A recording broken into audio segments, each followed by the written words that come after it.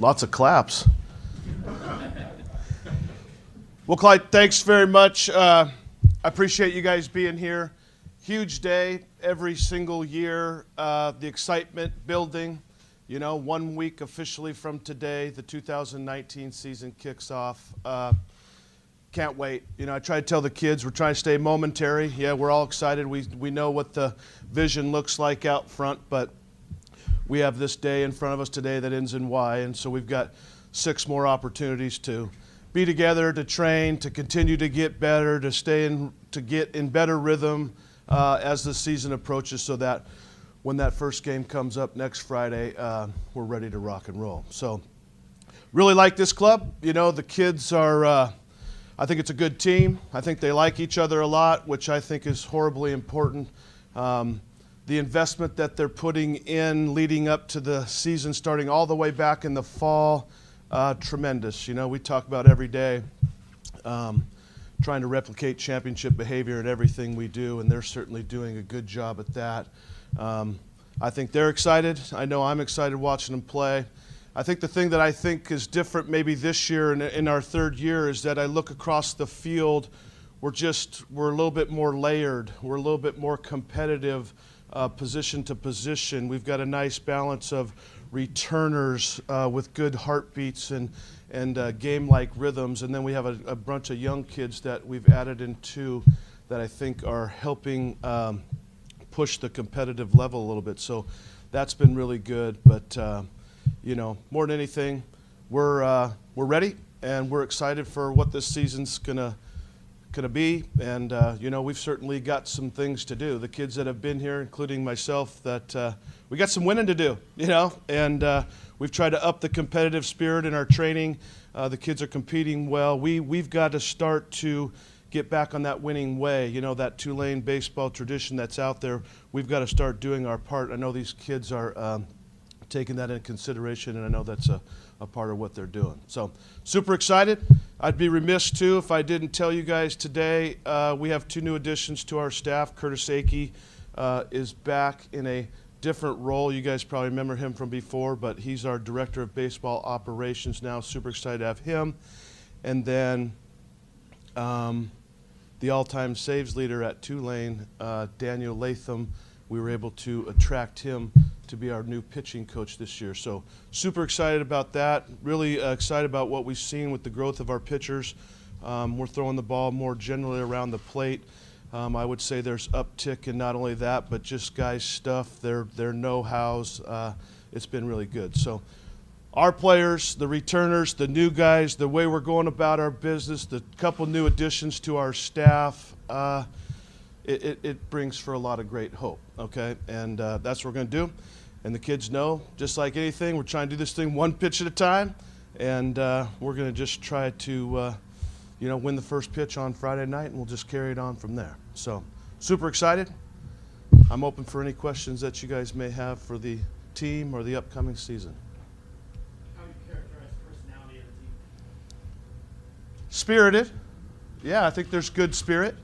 I think they're probably getting used to my spirit and craziness. The baseball coach that runs around the field with a whistle on his, chest and blowing and pointing and asking for their connectivity and spirit and things like that. But I do like this team, and I think the older guys, which we have enough of them, they've done a nice job of gelling in the freshmen and the junior college transfer that we have. So I think it's a pretty good collective unit.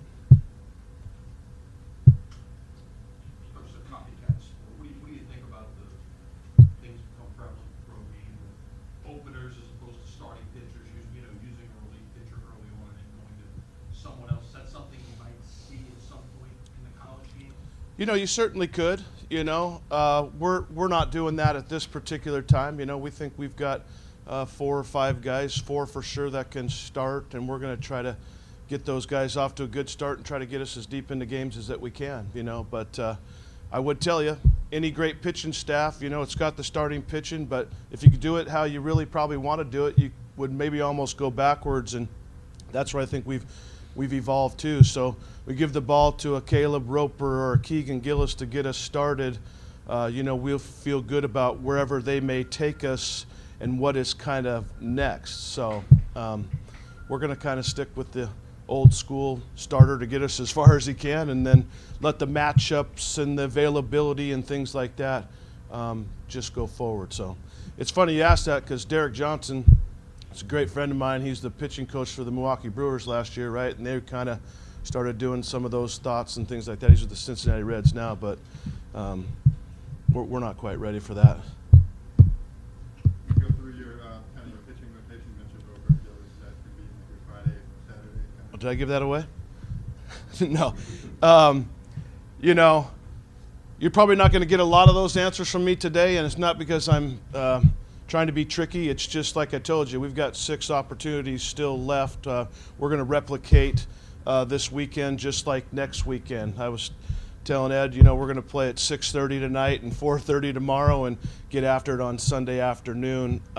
There's so much competition on this team that I made reference to through our competitive balance that the number one question's been asked: who's going to pitch, who's going to play? I could tell you probably 4 or 5 for sure, and there's a few of them that will break out with you guys later, but there's also 4 or 5 or 6 or 7 that I'm not quite so sure about yet. So we're just continue to compete, and I think I'd be safe to sit here and without Daniel kicking me in the knee to say that Roper, Gillis, Friday, Saturday, one way or the other, you'd be in probably pretty good shape. Coach, do you think that you have all the self-inflicted stuff on the mound, kind of figuring out that's kind of hurt you the last couple of years? I do. You know, I do. And how do I know? Well, I'm at every training event. You know, I've sat in on Coach Latham and his pitching staff's bullpens probably more than I have in the past. Not because I'm babysitting, because I'm certainly not doing that. He's very well qualified, and it's showing up in the proof in the pudding type of thing. But I just see the ball getting driven more in the tunnel. You know what I mean? From the 60-foot 6-inch down to the plate, it's just we're driving the ball more into the catcher's general area. We don't have to throw strikes with every pitch. That's not what it is. But we do have to get hitters engaged in the ball. You know, we've got to get their lower halves getting into the ball and force them to make decisions about pitches. And when you do that on a regular basis, then you don't necessarily have to be too fine all the time. So I am seeing the ball tunneled closer to the plate. What else would lead me to say that? So my eyes, statistics, we've been keeping them, we've been competing, we're trying to glorify winning every day. We're breaking the teams up. Daniel keeps a lot of great numbers.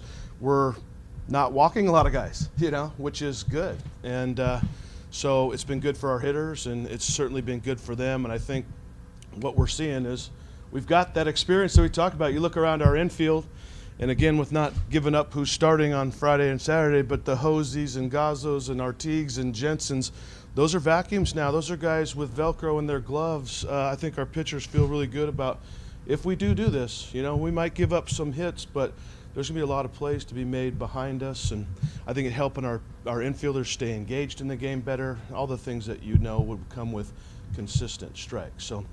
But it's not getting steered up there either now. You know, we're throwing the ball aggressively. Like I made mention, Coach Latham, our command is better, but I would say our stuff is ticked up. You know, Roper, without giving a public scouting report here, has got something going sideways now, and up and down, and a good fastball. You know, I'd say all those things all our guys' stuff, each and every one of them has a tick up in just not only their command, but their stuff, you know, which obviously that's a great combination for getting hitters out. Coach, can you expand a little bit on expectation level going into your? Yeah, the expectations on myself are very high. You know, it's a postseason, you know, deal for me. That's where it is, you know, and I'm not going to put any caps or limit on how far in the postseason. It's just let's get to the postseason, and then let's, you know, be finer in our attention that way and see how far it can get us. But there's no doubt, you know, I walk out to this field every day. I think you could ask the players, I think you could ask the coaches, we're good enough. We're good enough, you know, we are, and the kids need to believe it. We've been training and competing like it because we talk about, again, we're just trying to replicate championship behavior. I'm asking these kids to bring it on a day-to-day basis. How we train is how we're going to play. If we're training is how we're going to play, we're going to win our fair share of games this year. And obviously, health and all those types of things come into play. But my expectations, and I'm not going to sit here and try to shortchange and BS you, it is to play past the last regular season day. That's what it is. Two guys that were injured last year, Kobe Owen, who barely played for being injured, and then Selesky, who wasn't effective before you shut him down. Where are they, and how much are you expecting them to contribute? Well, we're super excited to have both of them back, obviously. You made reference Kobe Owen, redshirted last year, started off and then had the Tommy John. So he's back. Super excited. I think you can see him at some point early in this season, still trying to build his arm. But he's a special athlete now. It's a combination of strength and speed, and it's a gap to gap, big green to green and GFATs. This guy can defend center field now, and certainly the way our ballpark can play at times, and a lot of ballparks, including the postseason one that everybody wants to play in. If you don't have middle of the field defenders and guys that can hit line drives and pitch and all stuff like that, then you're probably not going to win. So he's back. He's he can swing the bat fine. His feet work well. It's just still trying to get him into game rhythm. He missed a full year doing that kind of stuff, and then certainly just continuing to build up the arm where it goes from there. I've always thought that the arm strength in the outfield is probably the last tool that's necessary for me, right? It's just like hit the cutoff man. Throw the ball to the proper base, hit the cutoff man, and if we got to yell at Teagues and Gazzo and Hosey and Jensen to go out a little bit further to catch a guy that's got maybe an arm that's working on improvement, that'd be fine. That'd be fine. So excited, looking forward to him being back out there, because I think all of you that have seen him in trainings and a little bit that you have seen, he's a plus defender, and that'll be good for us. Chase Selesky, same thing, bad back. Not anymore. He's healthy. He's back. He hasn't missed a beat. Another one of the pitchers that I lump into the stuff is up. The shape of the pitches are up. The veracity of the pitches are up. He's always been a pretty good strike thrower, so that continues to be in the mix. I said Roper, I said Gillis. I'm going to say Selesky too. He's going to be right in that that realm of guys that have the potential to start for us within the first 4 days or first 4 games of the season. Coach, how are you better? Can you be better in the late innings this year? What do you? Throw more strikes. Yeah, that's what I really think. It all really, to me, that's what it's all boiled down to.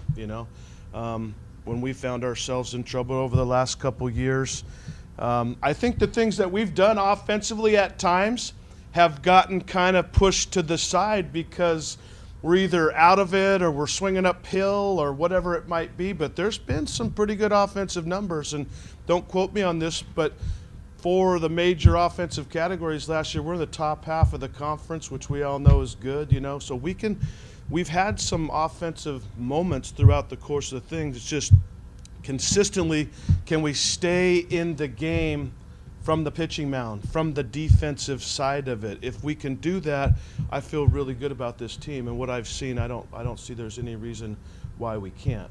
Now, the one thing, too, that I want to get real clear to the players that are in here and to all you out there, this isn't just all like, hey, we just had no ability to pitch, period. That's not true. It's a team effort, and we have our things to do.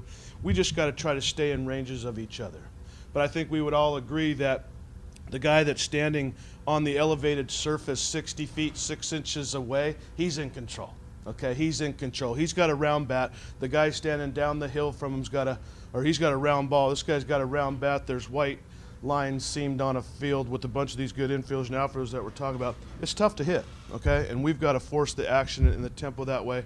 And if we do, then I think we can become a little bit more multifaceted offensively. You know, we're not going to have to be sitting back and playing for 3 and 4 and 5 run innings. It'd be like, hey, we're in range, we're tied, we're down 1, we're up 1. We can get a little bit more active. I think we have better team speed. We're working a lot of our skill set. You know, we're hitting and running more. We're slashing and running more. We're trying to steal some bases, but we're just trying to be multifaceted. And I think when we can keep the game in range on the mound, then I think our skill set can come through. We have a saying that says, always, always. You know, it's just like, hey, if we're standing around and ball's going out of the park all day long and we're just swinging free and easy, that's one way.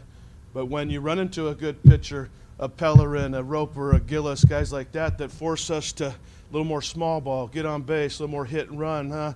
We just have, I like the combinations and the ways that this team can be successful, and certainly the pitching success will help us be able to do some of that.